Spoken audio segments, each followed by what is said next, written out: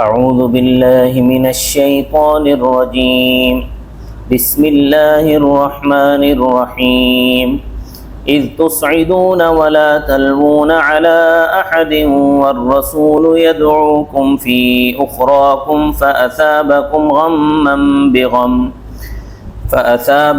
غما بغم لكي لا تحزنوا على ما فاتكم ولا ما أصابكم والله خبير بما تعملون ثم أنزل عليكم من بعد الغم أمنة نعاسا يغشى طائفة منكم وطائفة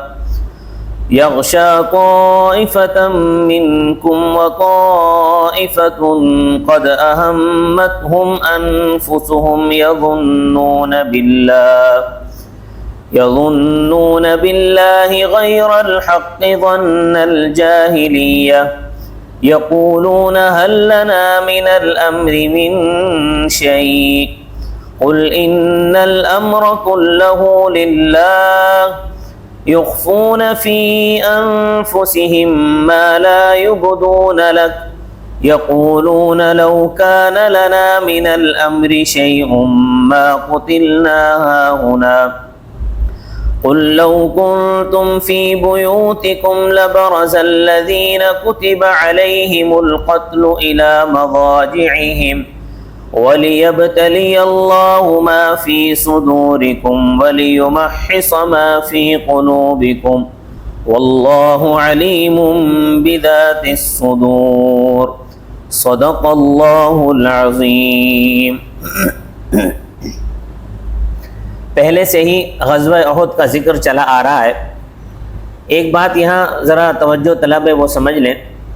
غزوہ اس جنگ کو کہتے ہیں جس میں حضرت صلی اللہ علیہ وسلم خود شریک ہوئے ہیں، اور اگر آپ صلی اللہ علیہ وسلم خود شریک نہیں ہوئے لیکن آپ صلی اللہ علیہ وسلم نے اس جہاد کا حکم دیا ہو صحابہ کرام کو کہ تم فلاں جگہ پر جاؤ، تو اس کو سریہ کہتے ہیں۔ اور جس جہاد میں آپ صلی اللہ علیہ وسلم شریک بھی نہیں ہوئے اور آپ صلی اللہ علیہ وسلم نے اس جہاد کا حکم بھی نہیں دیا، تو اس کو وہ محض جہاد کہلاتا ہے۔ ہجرت کے بعد حضرت صلی اللہ علیہ وسلم 10 سال مدینہ طیبہ میں رہے۔ 9 سالوں میں 27 غزوات ہوئے۔ یوں سمجھو کہ اوسطاً سال میں 3 غزوے ہوئے، اور ان غزووں میں طرفین کی طرف سے، یعنی مسلمانوں کی طرف سے بھی اور کفار کی طرف سے بھی، جو مسلمان شہید ہوئے یا جو کفار مارے گئے، ان سب کی کل ملا کے جو تعداد بنتی ہے وہ تقریباً 1048 لوگ ہیں۔ اور آپ صلی اللہ علیہ وسلم کے بعد جو جہاد ہوئے ان میں مسلمان بھی بہت شہید ہوئے اور کافر بھی بہت تباہ ہوئے۔ تو غزوہ احد یہ ہجرت کے 3رے سال پیش آیا۔ اس کی تفصیل میں خاصی 2 دفعہ بیان کر چکا ہوں کہ جب مشرکین مکہ کا لشکر اچانک 3000 کا لشکر مدینہ طیبہ پر حملے کے ارادے سے آیا اور آپ صلی اللہ علیہ وسلم کو اس کی اطلاع ملی، آپ صلی اللہ علیہ وسلم نے صحابہ کرام کو بھیج کر اس کی تصدیق کروائی۔ اور یہ بات بھی ہے کہ صحابہ کرام چلنے میں بڑے تیز تھے، ایسے تیز تھے، پھرتیلے تھے۔ مسلمان کو پھرتیلا ہونا چاہیے، سست نہیں ہونا چاہیے۔ آج اکثر مسلمان سست ہیں، اور آپ دیکھیں کفار کتنے پھرتیلے ہیں۔ مسلمان کو پھرتیلا ہونا چاہیے۔ صحابہ کرام بہت پھرتیلے تھے۔ جیسے ہی آپ صلی اللہ علیہ وسلم نے صحابہ کرام کے ذمے یہ کام لگایا تو صحابہ اتنے تیز تھے کہ انہوں نے منٹوں کے اندر پورا احوال لا کر آپ صلی اللہ علیہ وسلم کو بیان کر دیا۔ ہنگامی حالت کا اعلان ہو گیا۔ صحابہ کرام آپ صلی اللہ علیہ وسلم کے حکم سے غزوہ احد کے لیے نکل کھڑے ہوئے، تو جن کی تعداد تقریباً 1000 تھی، پھر 300 جو ہے وہ جو منافقین تھے وہ ہیلا بہانہ کر کے واپس آ گئے۔ آپ صلی اللہ علیہ وسلم کے ساتھ صحابہ کرام کی کل تعداد 700 رہ گئی۔ ابتدائی مرحلے میں اللہ تعالیٰ نے مسلمانوں کو فتح نصیب فرمائی، لیکن وہ جو جبل رمات پر جو دستہ موجود تھا، جب مسلمان مال غنیمت جمع کرنے لگے کہ اس دستے میں سے جو 50 لوگ تھے ان میں 40 جو ہے وہ نیچے اتر گئے مال غنیمت جمع کرنے کے لیے۔ حضرت عبداللہ ابن جبیر جو کہ ان کے امیر تھے، ان کے منع کرنے کے باوجود بھی وہ نہ رکے۔ اس کی وجہ سے پیچھے سے کفار نے حملہ کیا اور مسلمانوں میں خاصی ابتری اور افراتفری پھیل گئی، جس میں بہت سے صحابہ کرام شہید ہوئے اور حضرت صلی اللہ علیہ وسلم خود زخمی ہوئے، تو اس افراتفری میں مسلمان اپنی جان بچانے کے لیے پہاڑ پر چڑھ گئے۔ تو اس کا ذکر ان آیات میں فرمایا اذ تصعدون، جب تم پہاڑ پر چڑھے جا رہے تھے۔ صعود معنی ہے بلندی پر چڑھنے کا۔ احد پہاڑ پر چڑھ کر اپنی جان کی فکر کی۔ ولا تلوون علی احد، اور تم مڑ کے نہیں دیکھتے تھے کسی کو کہ دوسروں کا کیا حال ہے، کیونکہ جب انسان کی اپنی جان پر بنتی ہے تو اپنی جان بچانے کی فکر کرتا ہے، اس کو جو ہے وہ اور کسی کی کوئی فکر نہیں ہوتی۔ والرسول یدعوکم، اور رسول صلی اللہ علیہ وسلم تمہیں بلاتے تھے، فی اخراکم، تمہاری پچھلی صفوں میں سے۔ آپ صلی اللہ علیہ وسلم پچھلی صفوں میں تھے، تو آپ نے صحابہ کرام کو آواز دی، اے کلمہ پڑھنے والوں، اے مسلمانوں، تمہیں کیا ہو گیا، تم کہاں بھاگے جا رہے ہو؟ فاصابکم، پس پہنچایا اللہ تعالیٰ نے تمہیں غمم بغم، غم پر غم، یعنی ایک غم تو ساتھیوں کے شہید ہونے کا تھا اور دوسرا غم مال غنیمت کے چھن جانے کا تھا، مال غنیمت ہاتھ سے نکل گیا۔ بعض مفسرین رحمہم اللہ تعالیٰ اس کا ترجمہ کرتے ہیں فاصابکم غمم بغم، پس بدلہ دیا اللہ تعالیٰ نے تمہیں غم کا بسبب غم کے، کیونکہ اللہ تعالیٰ کے پیغمبر کی حکم کی تعمیل نہ کر کے انہوں نے اللہ تعالیٰ کے پیغمبر کو غم پہنچایا، اس کے بدلے میں اللہ تعالیٰ نے تمہیں غم میں ڈال دیا کہ تمہارے ساتھی بھی شہید ہوئے اور مال غنیمت بھی ہاتھ سے نکل گیا اور تم جیتا ہوا میدان ہار بیٹھے۔ لیکن ہر کام میں اللہ تعالیٰ کی طرف سے کوئی حکمت ہوتی ہے، لِكَيْ لَا تَحْزَنُوا، تاکہ تم آئندہ غم نہ کھاؤ، یہ حکمت اللہ پاک بیان فرما رہے ہیں، تاکہ آئندہ تم غم نہ کھاؤ عَلَىٰ مَا فَاتَكُمْ، ان چیزوں پر جو تمہارے ہاتھوں سے نکل گئی ہیں۔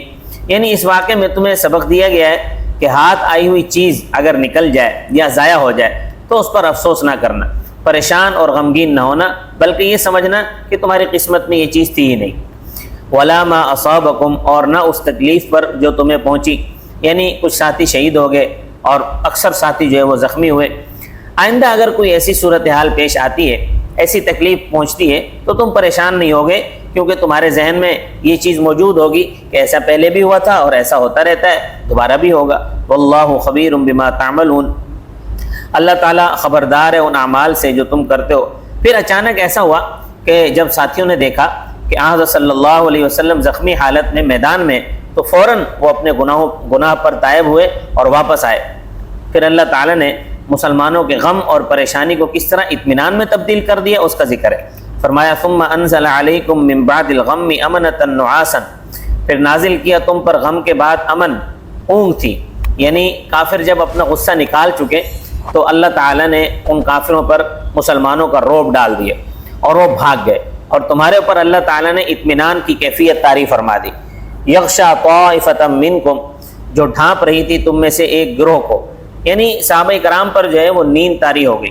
حضرت ابو طلحہ رضی اللہ تعالیٰ عنہ فرماتے ہیں کہ میرے ہاتھ میں تلوار تھی اور میں کھڑا تھا، اس کھڑے ہونے کی حالت میں ہی مجھ پر نیند طاری ہوئی اور تلوار میرے ہاتھ سے گر جاتی تھی، میں پھر پکڑ لیتا، پھر گر جاتی۔ حضرت مولانا حسین احمد مدنی رحمۃ اللہ علیہ فرماتے ہیں کہ اگر جہاد میں مجاہد کو نیند آئے تو یہ نیند اللہ کی طرف سے ہوتی ہے، اور اگر پڑھتے پڑھاتے وقت نیند آئے تو یہ نیند شیطان کی طرف سے ہوتی ہے۔ دیکھو کئی آدمی ہوتے ہیں کہ جو قرآن کے درس میں بیٹھتے ہیں تو برائے نام بیٹھتے ہیں، درس میں سننے کی توجہ ان کی نہیں ہوتی۔ کئی ایسے ہوتے ہیں درس میں بیٹھ کے تسبیح پھیر رہے ہوتے ہیں، بھائی تسبیح پڑھنی تھی تو درس میں کیوں بیٹھے ہو؟ تو درس سننے کا کیا معنی ہے؟ درس کا مطلب یہ ہے قرآن سمجھنے سننے کے لیے بیٹھے ہو تو اس کو توجہ سے سنو۔ درس کے موقع پر انتہائی خاموشی ہونی چاہیے، اطمینان اور توجہ کے ساتھ درس سننا چاہیے تاکہ جتنا سنیں وہ سمجھ میں آئے۔ درس کے موقع پر تسبیح پھیرنا جائز نہیں ہے۔ اگر کسی کو نیند آ جائے تو اس کو اٹھ کر باہر چلے جانا چاہیے تاکہ اس کی نیند کا اثر دوسرے پر نہ پڑے۔ اسی طرح اگر کہیں درس قرآن ہو رہا ہے اور کوئی آدمی باہر سے آتا ہے تو اس کو سلام کرنا بھی جائز نہیں ہے کہ وہ سلام نہ کرے، کیوں کہ سلام کرنا سنت ہے لیکن اس کا جواب دینا واجب ہے، تو جو لوگ درس میں بیٹھے ہوئے ہیں ان پر جواب دینا واجب ہو جائے گا تو درس میں حرج ہوگا، تو اس لیے سلام کرنے والا سلام بھی نہ کرے اور درس کو توجہ کے ساتھ خاموشی کے ساتھ سنیں۔ وَطَائِفَةٌ قَدْ أَهَمَّتْهُمْ، اور ایک گروہ تھا کہ ان کو پریشان کر دیا تھا ان کی جانوں نے۔ یہ ان منافقوں کی بات ہے جو میدان احد چھوڑ کر، غزوہ احد چھوڑ کر، میدان جہاد چھوڑ کر مدینہ طیبہ واپس چلے گئے تھے۔ جب انہوں نے سنا کہ بہت سارے مسلمان شہید ہو گئے ہیں اور بہت سارے زخمی ہیں تو گھروں کے اندر بیٹھ کر ڈر رہے تھے کہ پتہ نہیں اب ہمارا کیا حال ہوگا، ان کے اوسان خطا ہو گئے کہ اب ہمیں قتل کر دیں گے، تو وہ گھروں میں بیٹھے ہوئے پریشان تھے۔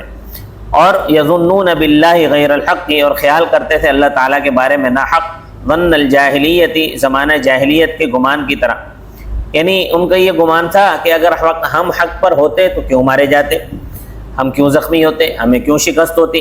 اب موقع جو ان کو مل گیا تو ان کو موقع مل گیا تو کہنے لگے یقولون، وہ کہتے تھے هل لنا من الامر من شیء، کیا ہے ہمارے لیے اس معاملے میں کچھ، کیا ہے ہمارے لیے اس معاملے میں کچھ، یعنی ہمیں اس معاملے سے کیا ہاتھ آیا، کیا حاصل ہوا، آدمی بھی مرے، غنیمت بھی ہاتھ سے نکل گیا، میدان بھی ہاتھ سے نکل گیا۔ قل، اے آپ صلی اللہ علیہ وسلم آپ کہہ دیجئے ان الامر کلہ للہ، بے شک سارے کا سارا معاملہ اللہ تعالیٰ کے قبضے میں۔ یہ تو دنیا ہے، دنیا میں دن بدلتے رہتے ہیں، کبھی اتار چڑھاؤ، کبھی اتار ہوتا ہے، کبھی چڑھاؤ ہوتا ہے، اتار چڑھاؤ دنیا میں معاملے میں آتا رہتا ہے۔ دنیا کے اندر کبھی جیت ہوتی ہے، کبھی ہار ہوتی ہے، یہ ساری چیزیں چلتی رہتی ہیں، ایک جیسی حالت دنیا میں نہیں رہتی۔ یخفون فی انفسہم، یہ مخفی رکھتے ہیں اپنے دلوں میں، ما لا یبدون لک، اس چیز کو جو نہیں ظاہر کرتے آپ صلی اللہ علیہ وسلم کے سامنے، یعنی ان کے دلوں کے اندر بغض، کینہ، عناد اور حسد، جو اسلام کے خلاف سازشیں، گندے خیالات ان کے دلوں میں بھرے ہوئے ہیں، ان کو یہ چھپاتے ہیں، تمہارے سامنے ظاہر نہیں کرتے۔ مگر اللہ تعالیٰ کے سامنے تو کوئی چیز چھپی ہوئی نہیں ہے، اللہ کے سامنے کوئی کچھ بھی نہیں چھپا سکتا، کیونکہ ظاہر باطن، نیک بد، نیکی اور بدی سب اللہ کے سامنے ہے، ہر چیز کو وہ جانتا ہے۔ اللہ تعالیٰ فرماتے ہیں کہ یہ منافق بدبخت اپنی منافقت کا اظہار ان الفاظ میں کرتے ہیں، کہتے ہیں یقولون، کہتے ہیں لو کان لنا من الامر شیء، اگر ہوتی ہمارے لیے اس معاملے میں کوئی شے ہوتی، ما قتلنا ہاہنا، ہم نہ قتل کیے جاتے یہاں، یعنی اللہ تعالیٰ کو ہماری بھلائی منظور ہوتی تو اتنے آدمی تھوڑی شہید ہوتے۔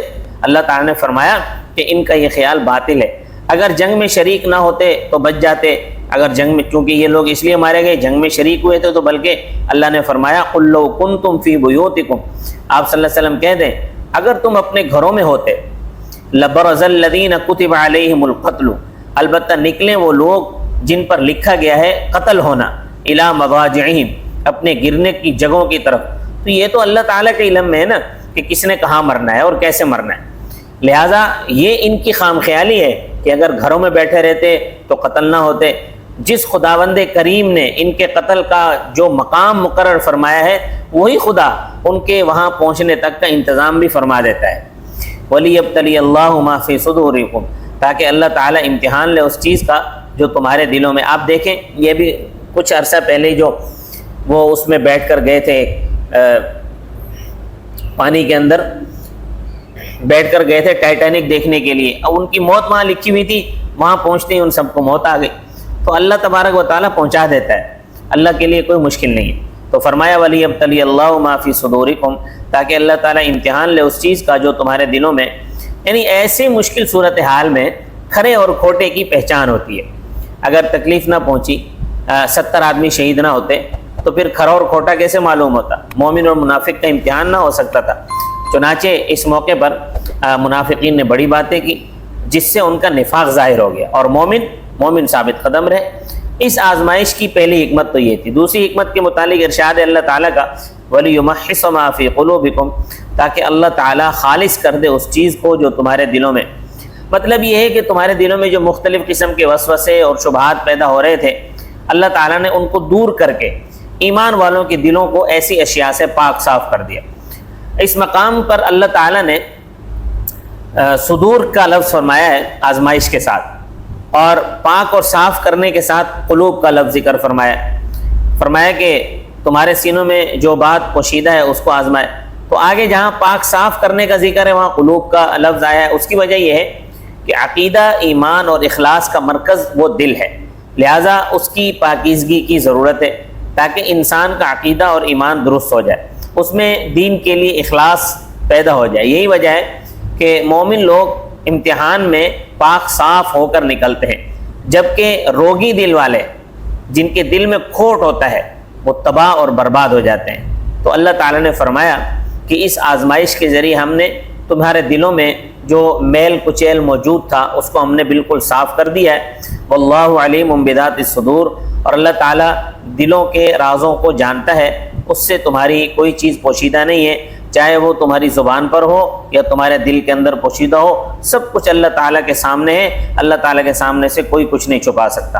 اللہ تبارک و تعالیٰ مجھے اور آپ کو عمل کی توفیق عطا فرمائے۔ وما علینا الا البلاغ المبین۔